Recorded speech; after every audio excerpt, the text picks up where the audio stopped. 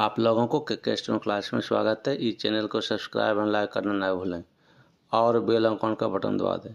आज आपको प्रतिलेखन संख्या 17 और 18 दिखाएंगे 100 का स्पीड में। इसमें हार्ड वर्ड है, उसका आउटलाइन बना के लिख दिए हैं, उसको एक दो बार देख लें। अब पेंसिल कॉपी लेकर तैयार रहें। Ready, last ready, start. बहनों, भारतीय स्त्री जाति की प्राचीन गौरव गरिमा एवं उच्च परंपराओं को ध्यान में रखकर न केवल आपको शिक्षित होना है, बल्कि शिक्षा समाप्त करने के पश्चात पुरुषों के साथ सहगामिनी बनकर आपको सब दिशाओं में कदम बढ़ाना है। स्वतंत्रता प्राप्ति के बाद अब राष्ट्र के नवनिर्माण के कार्य में आपको भी उचित रीति से भाग लेना चाहिए।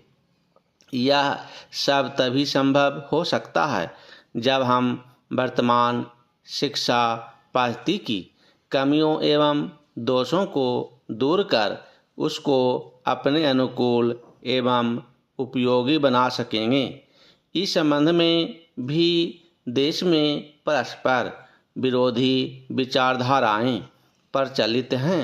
आधुनिक सुधारवादियों या जो अपने को प्रगतिशील कहते हैं, उनकी धारणा यह है कि बालक बालिकाओं को एक साथ शिक्षा दी जाए और दोनों की शिक्षा प्रणाली एक सी हो। उनका यह भी विचार है कि स्त्रियों को न केवल शिक्षा पद्धति में ही बल्कि अन्य क्षेत्रों में भी पुरुषों के बराबर के अधिकार मिलने चाहिए तथा उन्हें संपूर्ण सामाजिक स्वतंत्रता होनी चाहिए। उन्हें समाज के समस्त व्यवसाय और व्यापारों में समान रूप से भाग लेना चाहिए और शिक्षा प्रणाली की रचना इन सब के अनुकूल होनी चाहिए। दूसरी ओर कट्टरपंथियों के विचार इनके विपरीत हैं। इस प्रकार स्त्री शिक्षा और अन्य बातों के संबंध में हमारे देश में वर्तमान समय में परस्पर विरोधी विचारधाराएं प्रचलित हैं। इन दोनों में से कौन सी विचारधारा उपयुक्त हो सकती है और किसके द्वारा हमारी संस्कृति एवं सभ्यता फल फूल सकती है, इस पर हमें ध्यान देना आवश्यक है। जहाँ तक मेरा अपना विचार है, मैं समझता हूँ कि हमारे लिए इन दोनों के बीच के मार्ग को अपनाना श्रेयस्कर होगा। पहला चेंज, वर्तमान शिक्षा पद्धति के आदर्श एवं उद्देश्यों में जो दोष पाए जाते हैं, उनके अतिरिक्त वह बहुत महंगी सिद्ध हो रही है।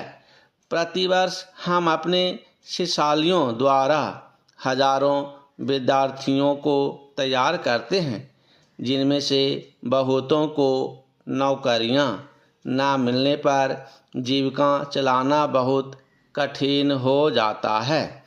इस प्रकार हम अपने शिक्षालयों द्वारा जहां काफ़ी संख्या में विद्यार्थी बेकार तैयार होते देखते हैं, वहां फैशन प्रस्त भी तैयार होते देखते हैं।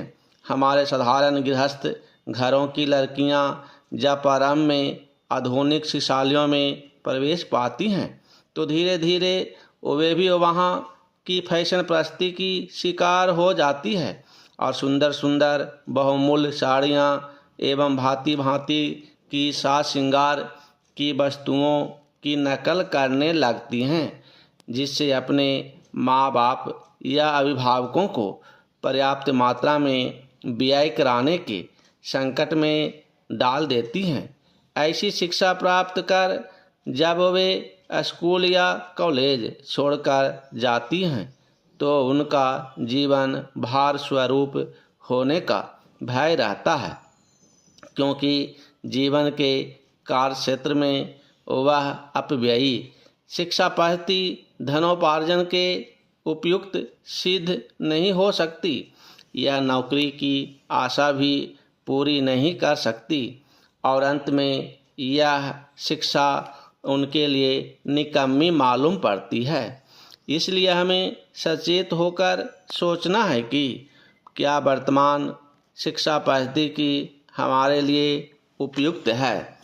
पैराचेन महोदय, कुछ समय बाद जैसे ही समाचार पत्रों में बहुत से लोग काम करने लगे और प्रकाशन कार्य के लिए व्यवसाय यंत्रों की आवश्यकता पड़ी, इस कार्य के उद्योग का रूप धारण किया। निःशुल्क प्रचार अथवा सेवा की भावना अब अव्यावहारिक जान पड़ी और प्रायः लुप्त हो गई। समाचार पत्र उद्योग का यह विकास संभवतः स्वाभाविक है और आधुनिक विचारधारा के अनुरूप है।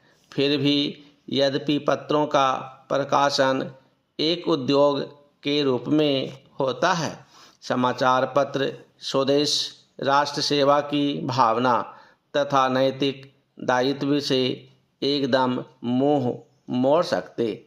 यह भी स्वीकार करना होगा कि इस उद्योग की यथोचित उन्नति के लिए यह आवश्यक है कि दूसरे उद्योगों की भांति यह भी उन सभी साधनों से संपन्न हो जो अन्य उद्योगों ने या तो प्राप्त कर लिए हैं या वे उनकी प्राप्ति के लिए प्रयत्नशील हैं।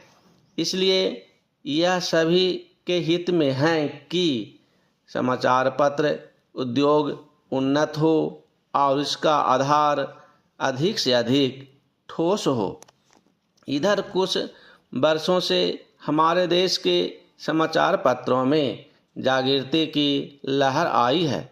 उद्योग की आवश्यकताओं, श्रमजीवी पत्रकारों की मांगों और पाठकों के हितों ने मिलकर ऐसी स्थिति पैदा कर दी कि समाचार पत्रों की दशा पर पुनर्विचार करना आवश्यक हो गया। समाचार पत्र आयोग की नियुक्ति, आयोग की सिफारिशों का प्रकाशन और उन सिफारिशों पर सरकार का निर्णय, ये सभी उक्त समस्या को सुलझाने के सम्मिलित प्रयत्न हैं। मैं आशा करता हूँ कि इन प्रयत्नों द्वारा समस्या का समाधान हो सकेगा, समाचार पत्र उन्नत होंगे और इस उद्योग में कार्य करने वाले सभी लोगों को संतुष्ट किया जा सकेगा। मैं जानता हूँ कि यह सब कहना सरल दिखाई देता है, किंतु व्यवहार में लाना बहुत कठिन होता है। परंतु मुझे सुनिश्चित श्रोताओं से यह कहने की आवश्यकता नहीं कि मानवीय गतिविधि के सभी क्षेत्रों में, चाहे वह राजनीति, उद्योग अथवा प्रशासन का क्षेत्र हो, विभिन्न हितों और विचारों में सहयोग की भावना से राष्ट्र तथा समाज के हितों को सामने रखकर सामंजस्य स्थापित करने का प्रयास आवश्यक है। पैराचेन मैं इतना निराशावादी नहीं कि मैं यह समझूं कि वे लोग जिनके सुझाव बड़ी बड़ी समस्याओं को सुलझाने में सहायक होते हैं, निजी समस्याओं का निपटारा करने में असफल रहेंगे। हाल में भारतीय संसद ने इस संबंध में जो अधिनियम पास किए हैं, उनका उद्देश्य समाचार पत्रों की समस्याओं को सुलझाना है।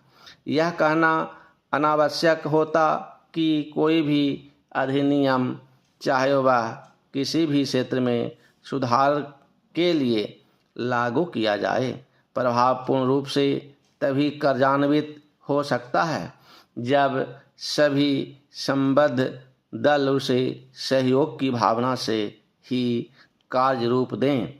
इन मामलों में अधिनियम के शब्दों का इतना महत्व नहीं जितना उनके पीछे निहित भावना का होता है। क्या मैं आपकी संस्था में यह अनुरोध कर सकता हूं कि इस मामले में आप समाचार पत्रों को मार्ग दिखाएं। आपकी संस्था निश्चय ही प्रमुख तथा अत्यंत प्रभावशाली समाचार पत्रों की प्रतिनिधि संस्था है। प्रायः सभी बड़े समाचार पत्र आपके सदस्य हैं। धन्यवाद। डिक्टेशन अगर बढ़िया लगा तो सब्सक्राइब एंड लाइक करना ना भूलें।